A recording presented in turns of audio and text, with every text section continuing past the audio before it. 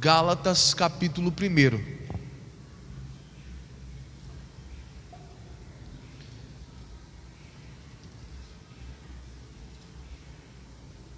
Gálatas capítulo 1, pessoal. São 6h57 da tarde. Isso. Gálatas capítulo 1.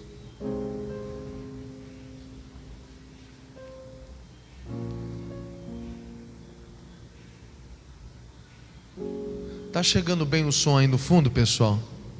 Tá? Hoje nós temos a companhia de alguém com o som ligado bem aí do lado. Mas amém. O que eu quero tratar com vocês? Gálatas capítulo 1. Se não achou, você levanta a sua mão. O obreiro vai até você e lhe auxilia. O que eu quero tratar com vocês hoje? Veja só. Nós viemos de um mover de Deus desde a vigília para cá. Muita coisa tem acontecido na nossa vida. Primeiro veio palavras de conversão, palavras de mudança, para que aqueles que realmente querem se encontrar com Deus achassem o caminho. Porque às vezes nós estamos dentro da casa de Deus, mas parece que a gente não encontrou ainda o caminho. Parece que a gente está perdido. E achamos que ser de Deus é apenas frequentar a igreja. Se eu estiver na igreja, eu sou de Deus. E não. Depois daquela vigília, Deus começou a nos pontuar, mensagem após mensagem, dizendo: não é só estar na igreja, preciso de uma transformação, de uma conversão real. E Ele foi nos apontando como isso ia se dar na nossa vida, como isso iria acontecer na nossa vida. O tempo foi passando, nós entramos então em 10 dias de culto direto, um atrás do outro. E cada culto uma mensagem, algo profundo sendo tratado com a gente, nos apontando o que Deus realmente esperava de nós. Então nós estamos debaixo de um mover do Espírito Santo, onde Ele está nos guiando. Só que agora chega um momento onde a gente precisa ter cuidado, porque muitos já conseguiram alcançar esse estágio, mas se perderam depois de novo. Existem pessoas que já vivenciaram grandes experiências com Deus, mas isso acabou no esquecimento. E por quê, pastor? Porque quando a gente vivencia grandes experiências com Deus, nós precisamos vigiar para que a gente não caia novamente nos erros do passado. Porque essa é a grande ideia, é o diabo te puxar de novo para o passado, é atrasar a sua vida de novo. E assim o diabo tem tentado fazer na vida de muitos. E aí, ontem pela tarde mais ou menos, comecinho da noite, eu estava pensando: Jesus, o que eu vou pregar para esse povo amanhã? Que mensagem é essa que o Senhor quer que eu confirme ao coração da tua igreja? E eu lembro que foi muito nítido, Deus falando para mim: lembra de Gálatas, quando Paulo havia fundado aquela igreja na Galácia, por isso a carta aos Gálatas. E depois de um tempo, ele começa a ter problema com aquela igreja, porque tudo que ele ensinou, e o povo viveu experiências, se converteram, receberam o Espírito Santo, uma obra tão linda aconteceu naquela igreja. Mas depois disso, a Bíblia Sagrada diz que entraram algumas pessoas no meio e começaram a disseminar algumas ideias completamente contrárias ao que Paulo dizia. Só para você entender, a seita que havia entrado naquele momento era a seita dos judaizantes, onde qual era o critério deles, qual era o argumento deles? Eles diziam que o povo de Deus, aqueles que haviam se convertido com as pregações de Paulo, que receberam os cuidados de Paulo, os ensinos que Paulo havia dado a eles, eles diziam: essa graça que vocês estão querendo viver é impossível de se viver. Essa graça não tem como alcançar a Deus, vocês não tem nem como ser de Deus. Para ser de Deus, você tem que estar preso a rituais, a ordenanças. Sem isso, não dá para se servir a Deus. E isso foi entrando na cabeça daqueles que estavam vivendo uma experiência nova com o Espírito de Deus. E aí eu pergunto para você: não é a mesma coisa hoje? Você começa a ir para a igreja, aprende sobre jejum, sobre oração, leitura da Bíblia. Você começa a aprender tanta coisa. E aí vem alguém e fala: não, mas você não precisa ver tudo isso aí não. Para que tudo isso? Tu vai ficar fanático. Rapaz, jejum, esse negócio de pastor, rapaz, você é membro, jejum não é para membro não. E a pessoa começa a disseminar. Nessa onda de internet, o que tem de gente falando besteira não é brincadeira. Mas infelizmente, quando nós não temos uma base bíblica para poder combater todas essas questões, geralmente a gente engole, achando bonito, porque aquele que está falando fala bem, tem bons argumentos, e a gente fala: meu Deus, não é que esse cara parece que está certo, mas parece que está certo para quem não conhece a Bíblia Sagrada. E foi isso que Paulo começou a alertar esse povo. Falou: eu preciso orientar essa galera, porque eles estão se deixando seduzir, eles estão se afastando. E aí o que acontece? Capítulo 1, o verso meia dúzia, ele já começa falando isso. Diz assim, verso meia dúzia: maravilho-me de que tão depressa passasseis daquele que vos chamou a graça de Cristo para o outro evangelho, o qual não é outro, mas há alguns que vos inquietam e querem transtornar o evangelho de quem, pessoal? De Cristo. Ele fala: cara, eu estou surpreso com vocês passaram muito rápido. Eu ensinei vocês o que é certo, vocês provaram disso, vocês experimentaram isso. Teve gente curada, liberta, vocês provaram isso. E agora vocês largam tudo isso para alguém que apresenta para você um suposto outro evangelho.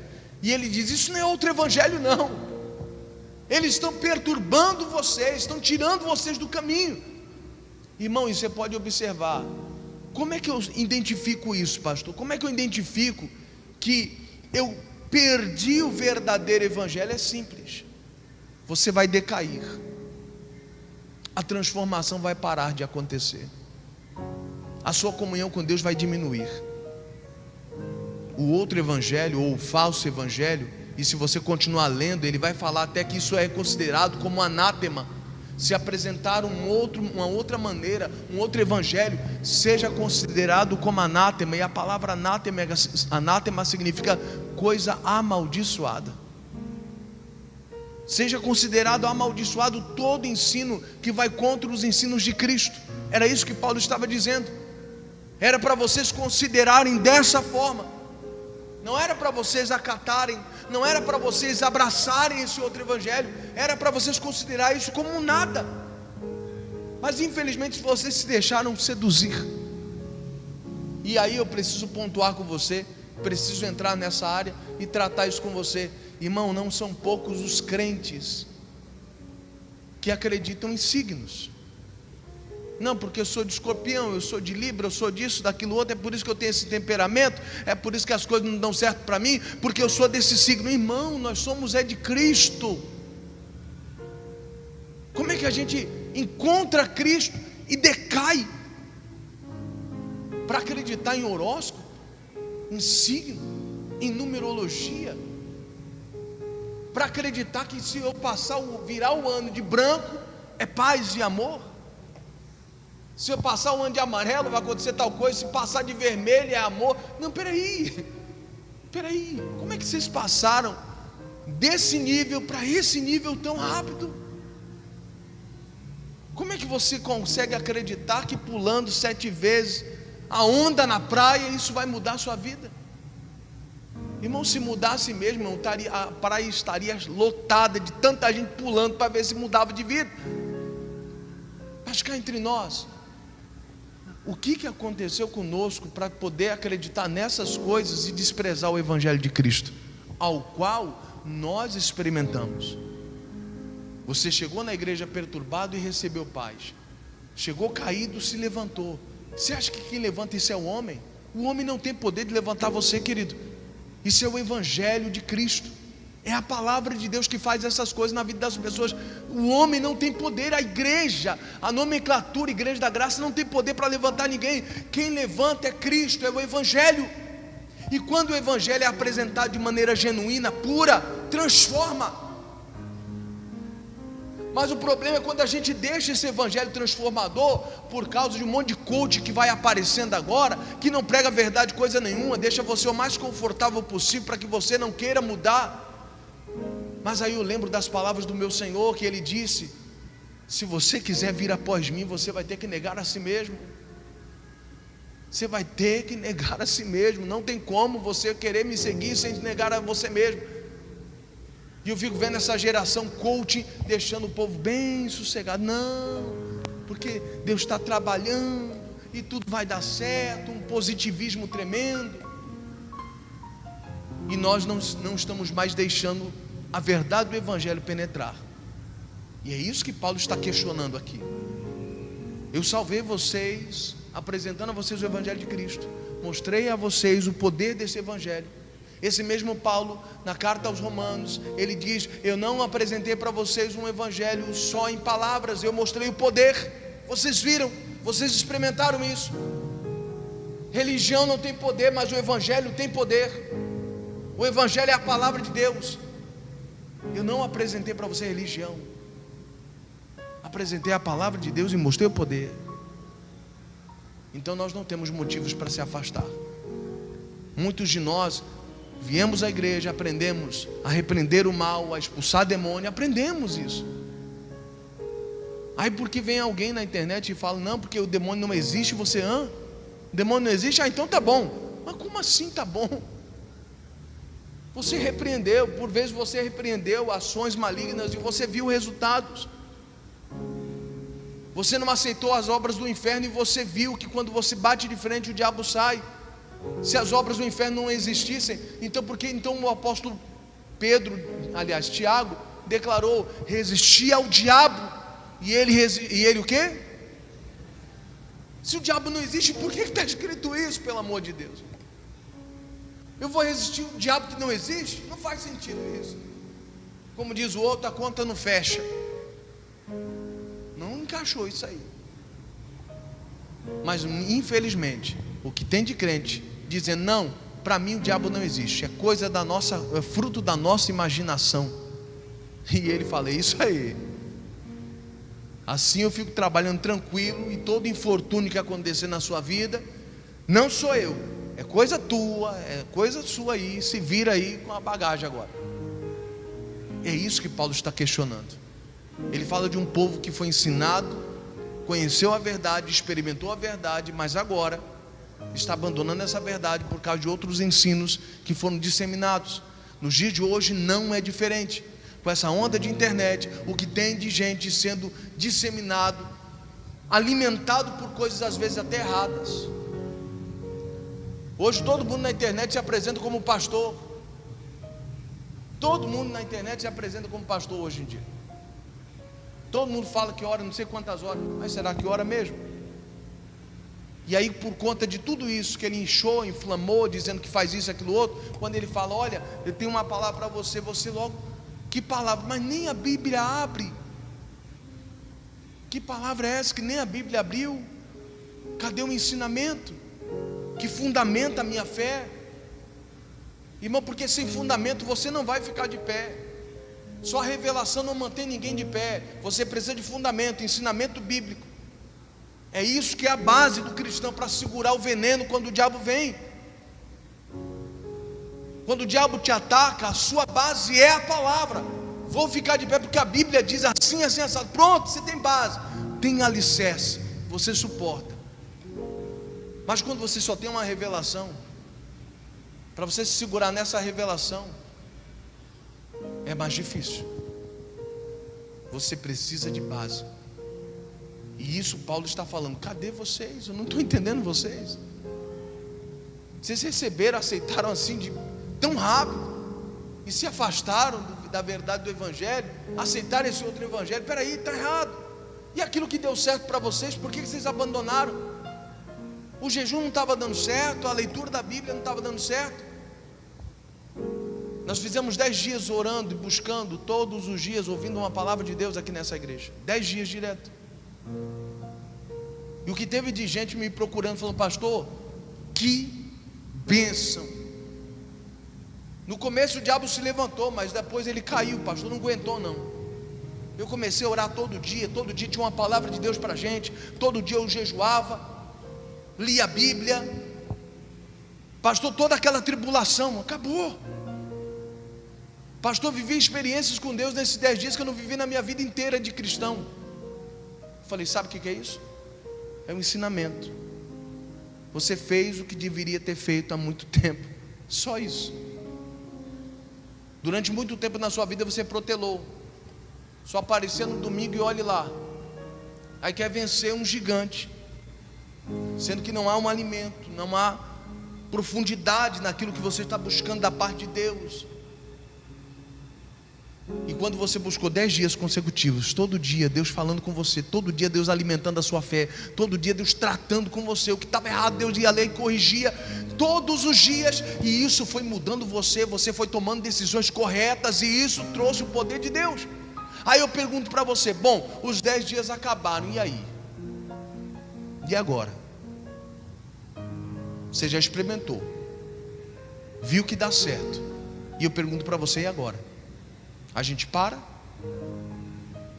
Ou será que na sua casa você pode dar continuidade a isso? Na sua casa, quando não tiver culto na igreja, você vai falar: mas hoje tem o meu culto aqui em casa, eu e Deus. Eu e Deus. É hora do meu culto, é hora de eu buscar a presença do meu Deus, buscar a minha força. E você vai ver que Deus vai continuar operando, porque você foi ensinado de uma maneira que realmente traz resultado. Contato com a palavra, oração, jejum, é o que a gente precisa, é base cristã. Hoje eu conversava com a moça e eu falava para ela: olha, não tem como, você quer vencer? Cara, é jejum, oração e leitura da Bíblia. Deus vai se revelar para você. Eu duvido Deus não se revelar, eu duvido essa situação não mudar. Deus, quando você é derrotado, Deus é envergonhado também, porque você é um cristão, você entregou sua vida a Ele, você está buscando a Ele constantemente. Se você é derrotado, o nome de Deus é envergonhado. Mas se você vence, você eleva o nome do Senhor e fala: foi o meu Deus que fez isso, Ele que me abençoou, eu busquei, Ele falou comigo, Ele tratou comigo, eu estava errado em muitos conceitos, mas aí Ele me corrigiu, me alinhei e as coisas começaram a funcionar. Isso é um testemunho do que Deus pode fazer. E é isso que Paulo está replicando aqui com eles, dizendo: poxa, vocês viveram tudo isso? Como é que vocês mudaram tão rápido? Como é que vocês pegaram algo que deu certo e jogou de lado? Irmão, eu me converti ouvindo um missionário pregar na televisão. Missionário, pastor Jaime. E era impressionante o que eles falavam lá, como encaixava com a minha vida, e a maneira que eles ensinavam, e eu replicava aqueles atos, aqueles ensinos, e dava certo. Eu falo: meu Deus, mas na religião que eu estava não estava dando certo. E o cara está na televisão, ensina de um jeito, quando eu ponho em prática aqui para ver se dá certo, a coisa funciona. Em outras palavras, a Bíblia sai do papel e se torna uma realidade na minha vida, se materializa. Eu falei: meu Deus, é isso. Agora eu consegui identificar, não estou mais numa religião, agora estou vivendo o Evangelho. Está se tornando realidade o que está escrito ali, eu estou sentindo isso, as coisas estão acontecendo. Ou seja, eu vivi tudo isso no começo da minha caminhada, ouvindo o missionário, o pastor Jaime, os pastores da Igreja da Graça, aqueles ensinos que vinham, falando: meu Deus, que fantástico, eu não sabia que era assim.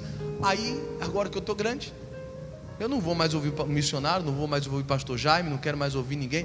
Não, agora eu vou buscar outros pregadores. Daqui a pouco eu já estou acreditando que não existe demônio, que ninguém vai ser curado coisa nenhuma, porque tem pregador que fala que não existe cura.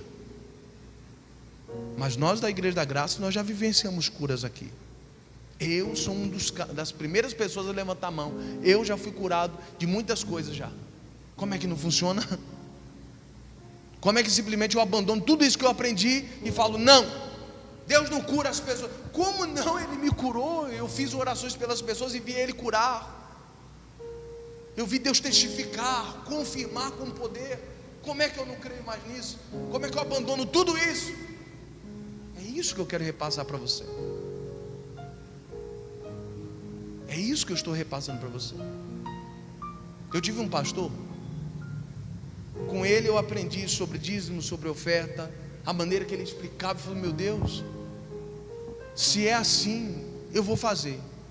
E eu lembro como se fosse hoje, eu vou fazer um teste, deixa eu ver se isso realmente funciona. E eu fiz, e Deus se manifestou, e eu nunca me esqueci daquilo, nunca me esqueci daquele dia. E quando Deus testificou, confirmou que aquilo que aquele pastor tinha pregado era verdade, eu falei, então a partir de hoje eu vou seguir isso aqui, para sempre. Ainda que tenham pessoas que vão falar, não, mas não precisa ser dizimista ou ofertante. Eu falei, eu vou ser, enquanto eu viver. Porque quando eu mais precisei ver a palavra se cumprir, quando eu segui aquela verdade, funcionou. E até hoje funciona. E agora cá entre nós, na internet está cheio de gente dizendo, não precisa dizimar, dízimo é do Velho Testamento. Irmão, dízimo é antes da lei, é na lei, é depois da lei. No Novo Testamento, o dízimo é apontado em diversas fases da Bíblia Sagrada. A grande verdade é que a pessoa não quer dar, então não dê, simples assim. Eu escolhi dar. Quando eu recebo, eu mando um pix lá para o pastor. O pastor está aqui, ó, transferi para a conta da igreja aqui, o meu dízimo e minha oferta. Ainda que ele falasse, não precisa mais dar, Júlio, isso é época da lei. Não, mas isso aqui tem me abençoado. Isso tem me abençoado. Isso me ajudou a ser generoso. Isso me ajudou a amar a obra de Deus, a me preocupar com a obra de Deus. Então, está aqui. Simples assim. Mas tem um pregador que falou que não precisa. O problema é dele, ele não quer dar, não dê. Mas eu estou seguindo um ensinamento que funcionou para mim. Até hoje funciona. Até hoje nunca faltou nada. Deus sempre tem suprido. Porque foi algo que eu aprendi lá no início e eu tenho seguido. Não vou trocar essa verdade que funcionou para mim, para me aventurar nessas versões que muitas vezes aparecem na internet dizendo que não é para fazer. Coisas que eu já li na Bíblia, já estudei a Bíblia e vi que é antes, durante e depois. Deus está ali honrando, abençoando. E eu tenho experimentado isso. E aí Paulo vai discorrendo, ele vai tratando ali, repreende alguns que falavam para viver de um jeito e não viviam. Ele repreende até Pedro. E aí lá no capítulo 3, ele chega a dizer o seguinte, no verso 1: ó insensato Gálatas, quem vos fascinou para não obedecerdes à verdade? A vós, perante os olhos de quem Jesus Cristo foi já representado como crucificado. Vou ler de novo. Ó insensato Gálatas, quem vos fascinou para não obedecerdes à verdade? A vós, perante os olhos de quem Jesus Cristo foi já representado como crucificado. Ele pergunta, quem vos fascinou? Quem vos fascinou? Existem pessoas que vão procurar nos fascinar, vão procurar nos ludibriar, para que a gente não obedeça mais à verdade. Quem está entendendo aqui, pessoal? Você viu a pergunta dele? Quem vos fascinou? Quem é alguém? E de fato, quando você estuda o livro de Gálatas, você vai ver essa seita judaizante vinha lá implantando isso, como eu disse no começo. Não dá para você servir a Deus sem estar alienado a uma ordenança, aos ritos, não tem como. Que negócio de graça, tem que viver a lei. Só que Jesus já vinha falando da graça, desse favor imerecido, que alcançaríamos pela fé, depois que entendêssemos o Evangelho. Jesus já vinha falando sobre isso. E aí vem os discípulos depois e vem ratificando isso, confirmando isso, dizendo, é assim. Você não alcança porque você fez alguma coisa muito boa e Deus olhou para você e falou, você merece. E cuidado com essa frase, você merece, porque isso enche o ego das pessoas. E daqui a pouco a pessoa começa a achar que é pelas obras dela, e já não é mais porque a graça de Deus alcançou ela. Ela começa a achar, não, porque eu estudo muito, é por isso que eu consigo as coisas. E ela não dá mais a glória a Deus, agora está tomando para si mesmo. Cuidado com esse negócio de você merece. Tudo que nós temos é o nosso Deus que tem nos agraciado, irmão. Não é merecimento, não são nossas obras, não é porque a gente é muito bonzinho que Deus olhou para nós e falou, realmente, você é demais, você é top. Não é isso. Porque ao mesmo tempo que nós acertamos em alguns pontos, nós também erramos muito. Somos falhos. E os nossos pecados têm um preço. O livro de Salmos, por exemplo, diz que Deus não nos tratou segundo as nossas transgressões. Ainda bem. Ainda bem que Deus não nos tratou como a gente merecia de verdade por causa dos nossos pecados. Que bom que a misericórdia do Senhor se renovou e Ele então tratou a gente com misericórdia. Que bom que a graça chegou. E agora tem coisas que você alcança de Deus e você sabe, isso aqui não é por causa de mim, é porque eu acredito naquele que tem me salvado. E mesmo assim, mesmo eu sabendo que eu estou errado, ainda assim Ele me alcança, ainda assim Ele tem misericórdia de mim. Mas isso também Paulo descreveu aqui, que não é uma liberdade para que a gente possa pecar. Se você continuar lendo depois do texto, você vai perceber, Paulo não está dizendo, olha, porque você alcançou a graça, agora você pode pecar à vontade. Não, ele falou, cuidado com isso, porque graça não é libertinagem, graça não significa que você pode pecar à vontade, graça não é isso. A graça, e aí eu quero pontuar aqui com você, a graça, ela te conduz a andar em espírito. É isso que as pessoas não perceberam. Graça não é só receber algo de Deus que você não merece. A graça, ela te conduz a andar em espírito. E eu achei fantástico a maneira como Paulo vem montando tudo isso. Ele vem pegando do capítulo 1, ele vem montando. Primeiro ele se defende, fala do evangelho que ele apresentou para as pessoas. Depois ele fala que deveria alinhar a vida ao que realmente eles creem e não se deixar fascinar. Aqui no capítulo 3 ele já está dizendo, ei, quem vos vacinou, quem te enganou, para vocês não obedecerem mais à verdade que transformou a vida de vocês, por que vocês estão agindo assim? E ele complementa dizendo assim, olha a maneira que ele vem montando. Verso 2, só quisera saber isto de vós, recebestes o Espírito com letra maiúscula, Espírito Santo, recebeste o Espírito pelas obras da lei, ou pela pregação da fé? Vocês foram batizados porque vocês merecem ou porque realmente foi a fé? Porque vocês ouviram a pregação, vocês entenderam a obra que Deus queria fazer, você entendeu que o Espírito Santo é Deus morando em vocês, e Ele aperfeiçoará uma obra dentro de vocês. Uma pessoa que ainda não tem o Espírito Santo, ela vai ter dificuldade de ser aperfeiçoada. Não basta só aceitar Jesus, não basta só ser batizado nas águas. O complemento da redenção se faz nos 3 passos: aceitar, se entregar por meio do batismo nas águas e o batismo no Espírito Santo. Esse batismo é Deus fazendo uma reforma dentro de nós.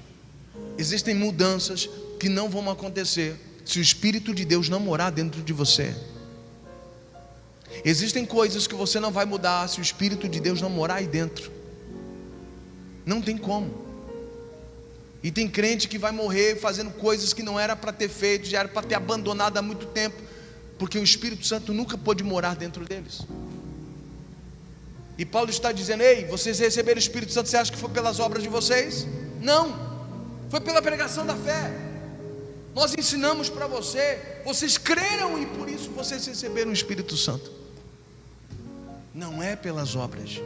E ele conclui ainda dizendo assim, presta atenção, verso 3: sois vós tão insensatos que, tendo começado pelo Espírito, isso aqui eu quero tratar com vocês, tendo começado pelo Espírito, acabeis agora pela carne?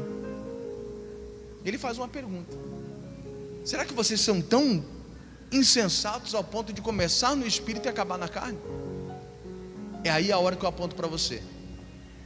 Graça te conduz a andar em Espírito. Quando Paulo prega o Evangelho para esse povo, ele apresenta a graça. o favor que eles não mereciam, mas Deus queria salvar eles, Deus queria transformar eles. Eles entendem isso, eles creem nisso, alcançam a graça, e a graça conduziu eles a viverem em espírito. E Paulo diz: vocês começaram no espírito, estava bem, estava tão bem, a graça te conduziu ao espírito. Vocês ouviam as pregações mexiam com vocês, transformavam vocês, e vocês viviam em espírito, mas agora vocês estão na carne.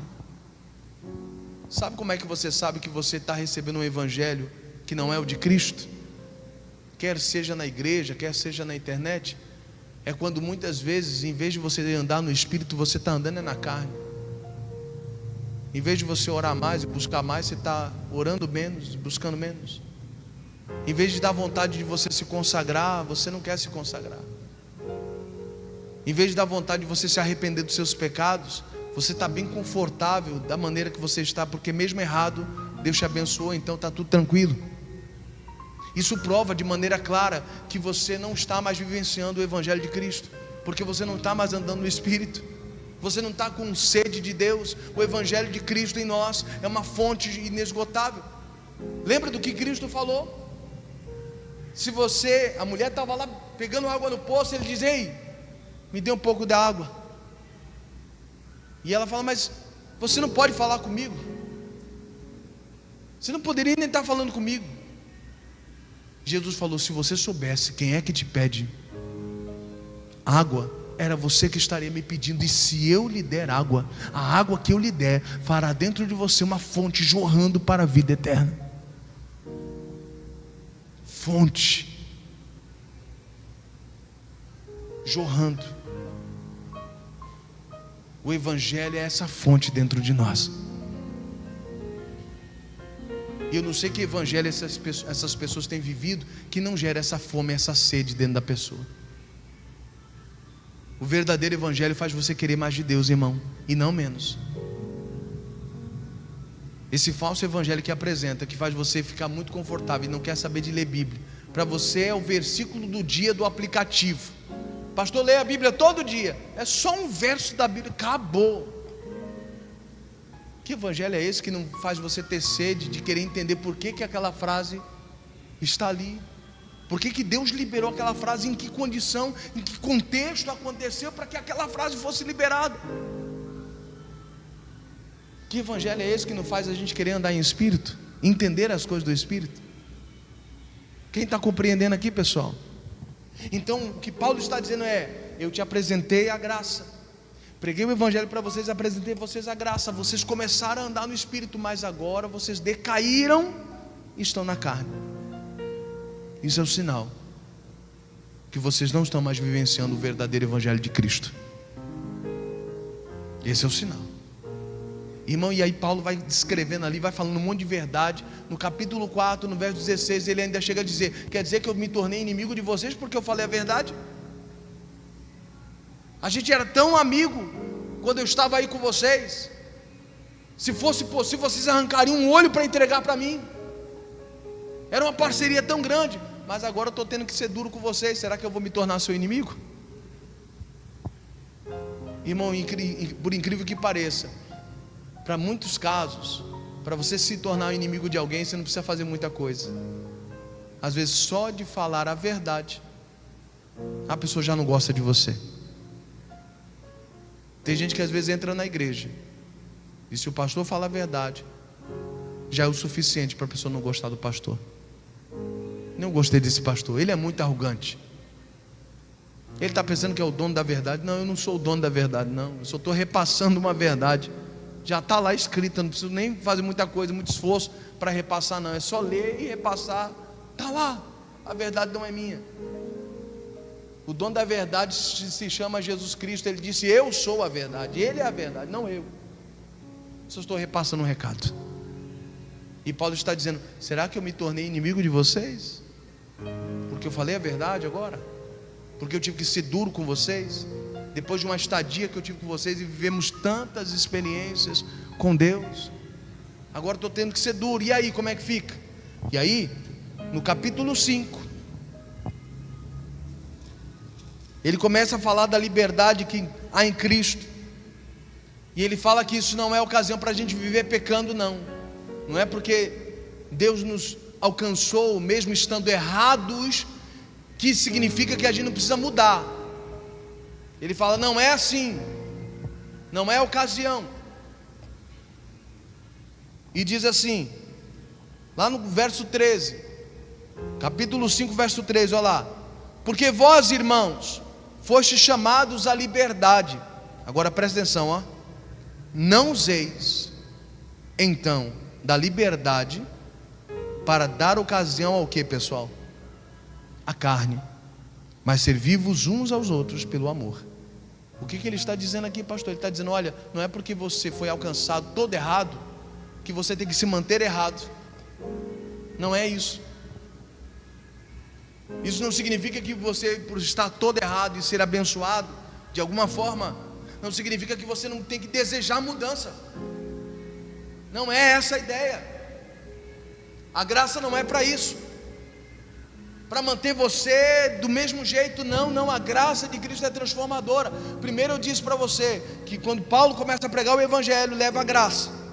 O povo é alcançado, recebe coisas que não mereciam, e essa graça conduz ao povo a andar em espírito. E agora ele vai dizer, verso 18, 16, ele diz assim, ó: digo porém, andai em espírito, e não cumprireis a concupiscência da carne. O que ele está dizendo? Olha, é assim que eu tinha te ensinado. Quando eu empreguei o Evangelho para vocês, era para que vocês fossem pessoas que andassem no Espírito e não na carne. Lembra que ele acabou de falar agora há pouco? Vocês começaram no Espírito e acabaram na carne. Quando o Evangelho é pregado de maneira genuína, ele leva você a andar em Espírito. E se você anda em Espírito, você não cumpre os desejos da carne. A palavra concupiscência aí significa desejo desenfreado. É aqueles impulsos, sabe, que a gente tem e faz umas coisas que a gente não quer fazer, depois a gente se arrepende. Isso é concupiscência da carne. E quando se fala de carne, a pessoa logo pensa num impulso sexual. Não, é todo tipo de impulso. Tem gente que não é a questão do sexo, mas algumas pessoas, a compulsão dele, ele não tem domínio com dinheiro. Tem gente que infelizmente é assim. Enquanto ele tem dinheiro, ele vai gastar, ele tem que gastar. Enquanto o cartão tiver limite, ele vai passar, irmão. Ele só sossega quando ele falar, passou aqui, e o cara fala, rapaz, não está sem limite. Então tá bom, agora parei, pronto, deixa a conta vir agora. Isso é concupiscência da carne, é desejo desenfreado. Você quer uma coisa e você não para, você é inquieto, você é agoniado. Só para quando alguma coisa ruim acontece. Isso é concupiscência, desejo desenfreado, coisas que a gente faz e se arrepende depois. É gente estressado, descontrole emocional, que faz a pessoa gritar com os filhos, gritar com o marido, descontar em todo mundo, e depois que o sangue esfriou, você fala, meu Deus, eu não precisava ter feito isso com meu filho. O coitado só queria pedir um pouquinho de água, e eu aqui estava estressado. Não quero saber de você não, vai para lá, vai. A criança saiu toda coitada para lá. Depois a pessoa percebeu, eu só queria pegar um copo de água. O copo que está lá em cima, a criança não alcança. Mas aí é aquela velha história. Agora já não adianta mais chorar pelo leite derramado. Quem teve que ferir, feriu. Quem teve que machucar, machucou. Quem bate mais, chora menos. Que tristeza. Mas quando o Evangelho de Cristo nos alcança, ele nos ajuda a andar em espírito. Quem está entendendo aqui, pessoal? A gente não é levado pelo estresse do dia, não. A gente não desconta nas pessoas, não. A gente não é assim, não. Pastor, eu sou desse jeito. Você precisa de Cristo. Se você desconta nas pessoas, você precisa de Cristo. Você precisa ter um encontro com o Evangelho. Se você é descontrolado em algumas coisas, você precisa de Cristo. Você precisa. Pastor, é a pornografia, eu não consigo parar, pastor. Cara, você precisa de Cristo. É concupiscência, é desejo desenfreado, você não consegue parar. Você precisa de Cristo. E aí, Paulo ainda diz assim, verso 17: porque a carne cobiça contra o Espírito, e o Espírito contra quem? Vamos ler de novo isso aqui. Isso aqui tem algo muito interessante que eu quero tratar com você. Porque a carne cobiça contra o Espírito, mas que mais? E o Espírito contra a carne. Deixa eu te fazer entender uma coisa. A maioria das pessoas acreditam que a carne é muito forte, e você não consegue segurar quando vem um desejo da carne. Pastor, parece que a carne sempre vence. Mas aqui a Bíblia também está dizendo que o Espírito também bate de frente com a carne. Isso significa que existem momentos que o Espírito Santo também toca na gente para a gente fazer certas coisas, só que a gente ignora. O Espírito Santo fala para você, vai orar, e você, não, daqui a pouco, deixa eu assistir aqui a série, deixa eu jogar minha bola aqui, deixa eu fazer meus negócios aqui, daqui a pouco eu oro. Só que esse daqui a pouco vai protelando, e aí vem a tentação, e aí você não consegue segurar. Quando você vê, você caiu na tentação. Ô pastor, traí minha esposa. Ô pastor, acabei de fornicar. Pastor, misericórdia, só Jesus na minha vida. Pois é, só que presta atenção, não é que a tentação é forte. O Espírito também tentou ganhar lugar no seu coração, mas não encontrou. Não é só a carne querendo ganhar espaço em você, não. O Espírito também luta. O Espírito também quer um lugar no seu coração. E está escrito Espírito com letra maiúscula, apontando que é o Espírito de Deus querendo lugar na nossa vida. Então, a mesma força que o diabo faz para te derrubar, o Espírito Santo também está te fazendo para te levantar, mas só que é uma escolha sua. Não cai na besteira de acreditar que só o diabo quer te derrubar. Não, o Espírito de Deus também quer te levantar. Você tem que aprender a dizer sim ao toque do Espírito Santo. Quando ele falar para você, vai para a igreja, vá. Quando ele falar, abra uma consagração, abra. Quando ele falar, vai para a Bíblia, vai, irmão. Vá. Você vai ver que quando a tentação vier, você vai conseguir dizer não. Quando o dia mal vier, você vai conseguir dizer não. O fato de eu não conseguir dizer não é porque, infelizmente, quando a carne veio, eu cedi a carne porque eu disse não ao Espírito. E aí, olha só, vamos montando aqui o quebra-cabeça. Paulo fala do Evangelho, que o povo, os Gálatas haviam abandonado, e ele falou que esse Evangelho transformou a vida do povo e conduziu eles a andarem em espírito, que é o que ele está dizendo aqui agora. E falou, olha, esse Evangelho fez vocês andar em espírito, fez você quererem as coisas de Deus, fez vocês abandonarem as coisas erradas. O fato de Deus abençoar vocês quando vocês estavam completamente errados, fez com que vocês entendessem que não era para vocês ficar no lamaçal, não. A bênção te alcançou, mas é hora de sair do lamaçal, é hora de viver uma nova vida. Tudo isso você aprendeu com a verdade do Evangelho. Te conduziu a graça que te conduziu ao Espírito, e agora você está andando em Espírito. E qual é o resultado disso? E aí ele explica. Ele vai falar sobre o fruto, verso 22. E aí ele diz assim, capítulo 5 ainda, verso 22.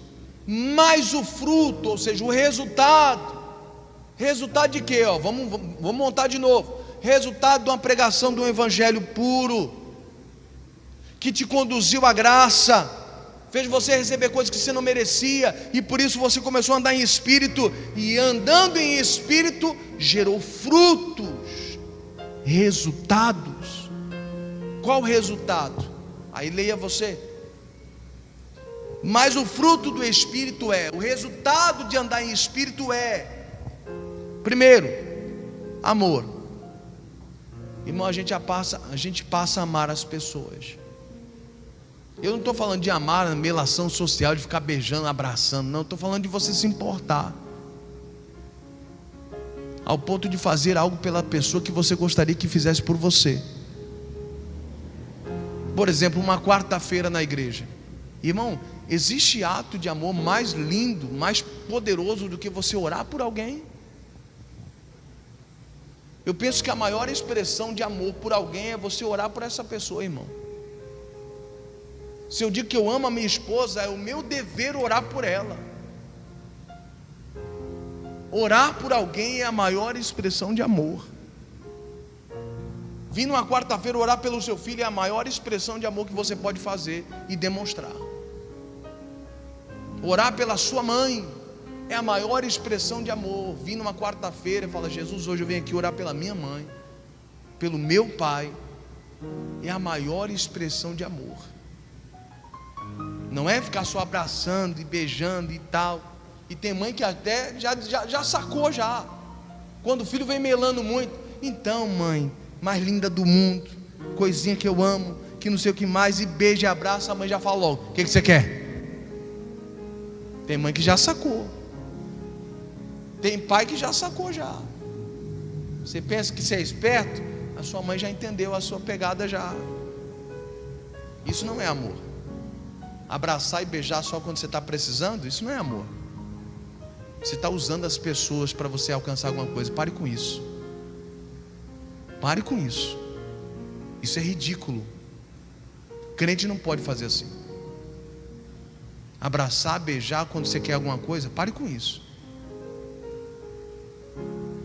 Primeiro ponto, primeiro resultado que acontece na vida de alguém que está vivendo o evangelho de verdade: a graça alcança, anda em espírito, e esse andar em espírito gera frutos. Primeiro fruto, amor. Segundo fruto, gozo, que significa alegria. Tem tradução na Bíblia que diz alegria. Irmão, a nossa alegria não depende do que a gente tem. Quando você começa a buscar alegria em outras coisas, é porque você não conseguiu se saciar em Cristo. Eu fico vendo as pessoas buscando: não, porque eu preciso ir para uma balada, preciso de uma festa. Que nem agora, a pessoa fica na beira de um bar, bebendo, buscando uma alegria. Cristo não pode preencher essa pessoa ainda. E ela vai buscar em outras fontes, um meio para poder se saciar e sentir aqueles minutos de alegria. Ela ainda não entendeu que quem tem a alegria que ela precisa é Cristo. Quando não é isso, é ser reconhecido nas redes sociais. Quantas pessoas posam uma foto na rede social sorrindo, mas por dentro está chorando. Mas só de alguém falar: linda, não sei o que mais, bonitão, não sei o que, a pessoa está vendo, tem alguém que me ama. A alegria é a satisfação. Tem gente que não sente isso, mas a Bíblia está dizendo que isso aqui é um fruto de quem anda no verdadeiro evangelho, de quem anda em espírito. Eu chego a dizer para você, irmão, se você viver o verdadeiro evangelho, você não precisa de muito para ser feliz.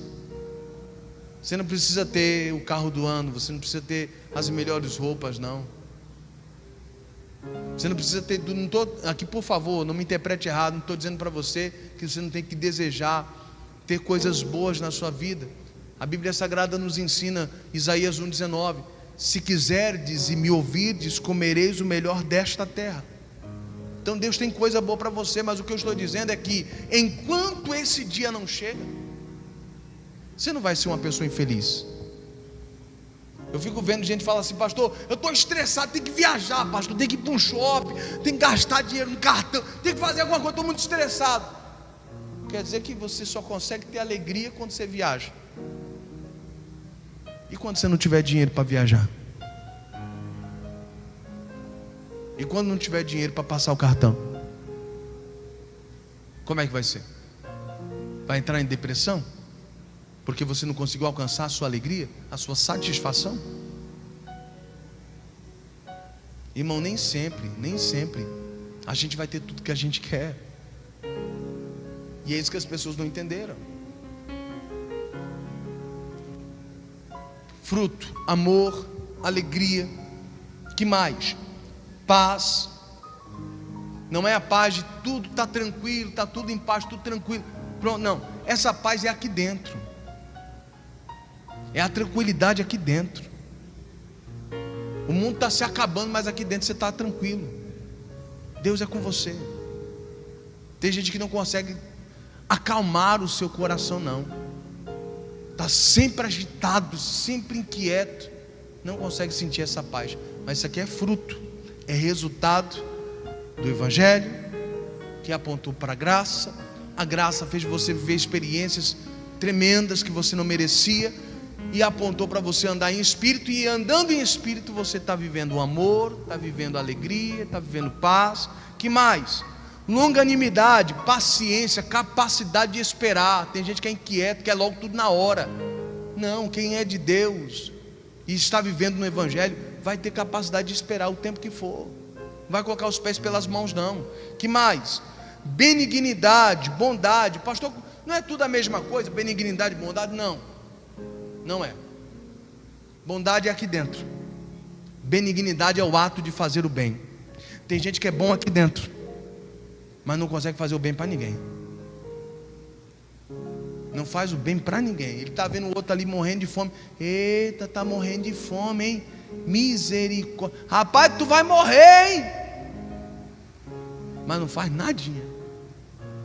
Ô irmão, deixa eu te dar um prato de comida aqui, deixa eu te ajudar. Rapaz, tua luz cortou. Quanto é a sua luz? Rapaz, é R$100. Rapaz, me dê lá o talão, eu vou pagar. Você não vai ficar no escuro, não. Rapaz, minha água cortou, rapaz, misericórdia agora. Rapaz, quanto é a sua água? R$50. Rapaz, me dê. Tu não vai ficar sem água na sua casa, não. Tem gente que não tem essa capacidade de ser benigno, ser bom, de agir assim com esse ato de bondade. A bondade só fica aqui dentro, não consegue externar e fazer isso por alguém. Tem gente que se tornou narcisista, egoísta. Mas a Bíblia Sagrada diz que isso aqui é fruto de quem andou no Espírito. Ele não fica com a bondade aqui dentro, ele tem que externar, ele tem que fazer isso por alguém. Quem está entendendo aqui, pessoal? Você não vai ver a pessoa sofrendo e não vai fazer nada. Pelo contrário, você vai fazer alguma coisa, porque existe benignidade em você. É fruto. Que mais? Benignidade, bondade, fé. As pessoas passam a crer, acreditar que aquilo que Deus falou vai acontecer. Que mais? Mansidão. A pessoa é tranquila, ela não toma decisões precipitadas, não. Ter paz é uma coisa, ser tranquilo é outra. Tem gente que às vezes, infelizmente, é inconsequente. Ele toma atitudes e depois se arrepende. Tem que ser manso, te acalma. Não é assim. Que mais? Por fim, temperança. Tem tradução que está escrito domínio próprio. A gente sabe se controlar. Tudo isso por causa de um evangelho genuíno. Você consegue entender isso? Mais uma vez, vou fazer aqui a concatenação. O pessoal chama de concatenação, que é quando você encaixa uma coisa na outra de maneira perfeita. Chama isso de concatenação. Primeiro, Paulo reclama do povo ter abandonado o evangelho. O evangelho que havia apresentado para aquele povo apresentou a graça. Paulo falou: eu apresentei para vocês a graça, agora vocês querem ficar presos a leis? Para com isso. Vocês viveram tanta coisa que vocês não mereciam aqui. Nesse evangelho onde foi apresentada a graça, ensinou eles a andar em espírito. Eu não vou ficar andando na carne, fazendo o que não é para fazer, não. Se o evangelho me alcançou, eu quero uma nova vida. Eu vou andar em espírito. E esse andar em espírito gerou frutos. Por isso está escrito aí: o fruto do espírito é. Fruto é resultado. A árvore só vai frutificar depois que ela estiver adulta. Enquanto ela é apenas uma planta, ela não frutifica. Então o resultado de eu andar em espírito é ter esses frutos na minha vida, até chegar a um ponto onde o amor está em mim, onde existe alegria em mim, onde existe paz em mim, paciência, capacidade de esperar. Eu sou benigno, eu faço bem para as pessoas, e eu sou bondoso aqui dentro também. Eu tenho fé, eu sou manso, eu sou tranquilo, e eu consigo me dominar. Nada me domina. Eu fico vendo os crentes, tem crente que não consegue passar um dia sem uma rede social. Você ainda não tem esse fruto. Tem gente que enlouquece. Eu vi um vídeo na internet uma mãe abraçando o filho. E aí o meme foi o seguinte, a frase era a seguinte: mãe reencontra o seu filho em sua própria casa depois de cortarem a internet. A mãe não dava nem atenção para o filho, porque tinha internet, ficava lá o dia todinho, o mundo se acabando e ela aqui na internet.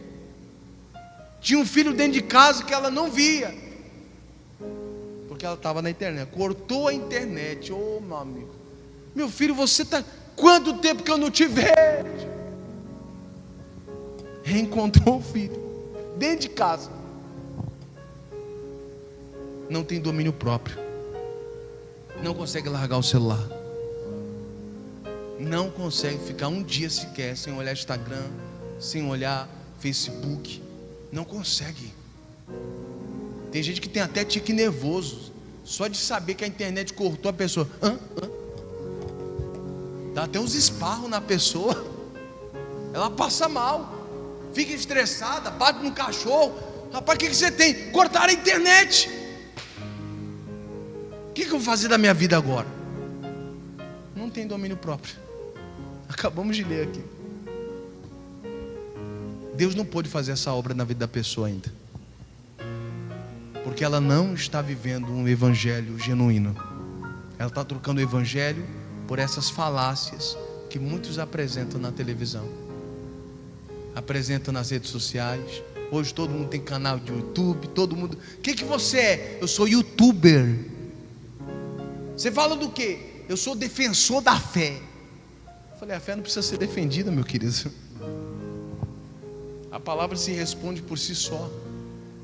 É só o povo ler. É por isso que você que é daqui da nossa igreja, você sabe, eu falo muito sobre isso. Leia a Bíblia, leia, para ninguém te enganar. Leia que ninguém te engana. Leia. Na hora que alguém falar uma abobrinha lá, você fala, epa, mas não foi isso que Paulo disse, não. Peraí, Jesus não ensinou desse jeito, não. Que conversa torta é essa? Rapaz, esse cara está enganado. É isso que eu quero de você. É que você chegue no nível onde você entenda as coisas de Deus. Deu para entender essa mensagem hoje? Não se desvie do ensinamento que te ajudou, que te levantou, que te curou. Fica nesse ensinamento. Não vai na onda desses youtubers, não. Fica na palavra. Vai para a Bíblia, leia mesmo. Deus vai se revelar para você. Às vezes as pessoas perguntam para mim, pastor, como é que você sabe dessas coisas? Eu tive um bom professor chamado Espírito Santo. Toda vez que eu me consagrava e ia para a Bíblia, Deus me fazia entender as coisas. Mas a gente não quer fazer isso hoje. Mas quer entender as coisas de Deus. Aí, por isso a gente fica na mão de pessoas que não entendem a palavra e ensinam a gente errado. Infelizmente. Mas se você for alguém que lê, você não vai ser enganado. Amém, queridos? Fica com essa palavra no seu coração. Curva a sua cabeça, feche os teus olhos. Em nome de Jesus. Meu Deus, nos ajude a viver em espírito, Senhor. Nos ajude a viver no espírito.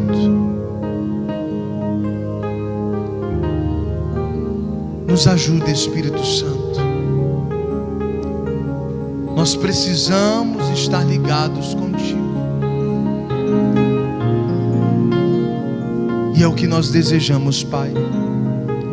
Porque muitos de nós, infelizmente, já não estamos mais vivendo o verdadeiro Evangelho. E não é a primeira vez que isso acontece. Paulo estava vendo isso acontecer com uma igreja que ele resgatou para o Senhor. E Paulo teve que escrever essa carta dizendo, olha, eu estou admirado porque vocês se afastaram. Oh, meu Deus. E quantas pessoas, depois de viver uma experiência com Deus, acabam se afastando também. Porque alguém vem logo e apresenta um evangelho que não é o de Cristo. E a pessoa abandona tudo aquilo que solucionou, que direcionou, que ajudou essas pessoas em tempos difíceis. Pai, a minha oração é para que a sua igreja não se perca. A minha oração é para que a sua igreja não deixe o evangelho que um dia ajudou ele e ela. A minha oração, Pai, é para que essa pessoa cresça diante do Senhor e ela tenha frutos, resultados em suas vidas, para a glória do Senhor. Uma chance igual a essa, talvez eu não tenha mais.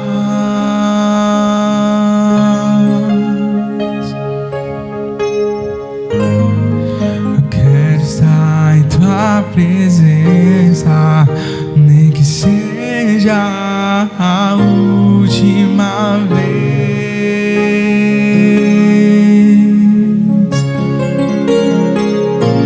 Se tiver que gritar, eu gritarei. Se tiver que chorar, eu chorarei. Se tiver que humilhar o meu espírito, assim o farei. Me dá mais uma chance. Eu quero nascer do teu espírito. Eu quero matar minha carne, fazer tua vontade, doce Espírito. Que a minha vida seja tua vida, Jesus.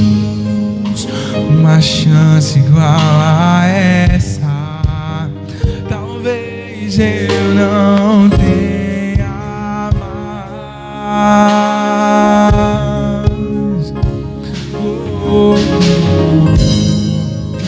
Quero estar em tua presença, nem que seja a última vez.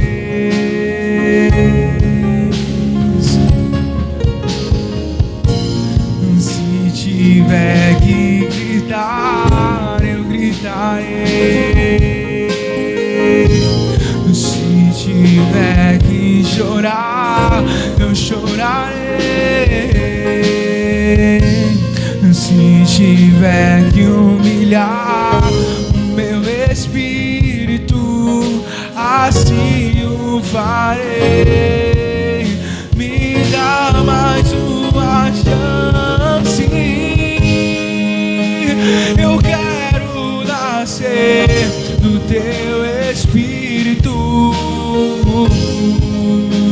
Eu quero matar minha carne, fazer tua vontade, doce Espírito. Que a minha vida seja tua vida, Jesus. Eu quero nascer do teu Espírito. Eu quero matar minha carne, fazer tua vontade, doce Espírito. Que a minha vida seja tua vida. Eu quero nascer, Senhor. Eu quero nascer do teu Espírito. Eu quero matar minha carne, fazer tua vontade, doce Espírito.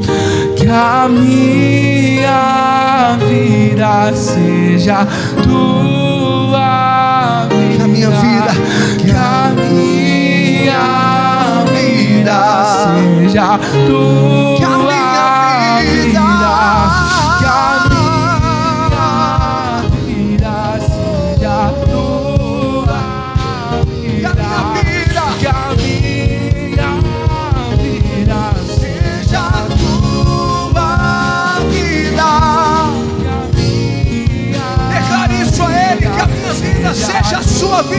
partir de hoje, que a minha vida seja a tua vida, Jesus. Diga comigo, Senhor Jesus, que a minha vida seja a sua vida. E vamos aplaudir a Ele bem forte, queridos.